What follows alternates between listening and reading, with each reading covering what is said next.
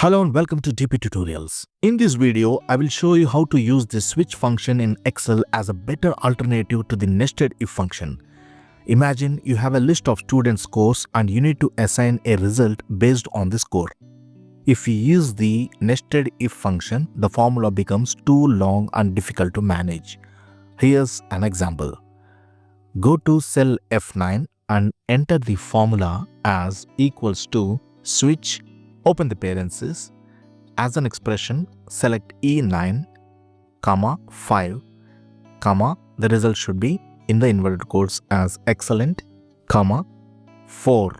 If it is 4, the result should be, very good in the inverted quotes, 3 in the inverted quotes, good, 2, poor, 1, very poor in the inverted quotes, in the inverted quotes, type NA and close the parenthesis. The formula checks the condition in order and returns the matching value.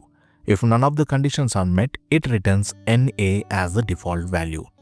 Please enter to see the result as very good. And now, simply drag the formula down to apply it to all students. Got it?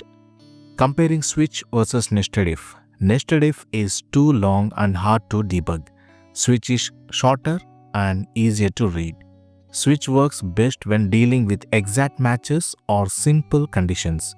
If your logic involves greater than or less than comparisons, use switch with true as the first argument. Switch makes Excel formulas cleaner and more efficient. And that's it. Now you know how to use switch instead of nested if in Excel. If you found this video helpful, please make sure to like this video, subscribe to dptutorials, comment below with any Excel topics you would like me to cover next. See you in the next video. Happy learning.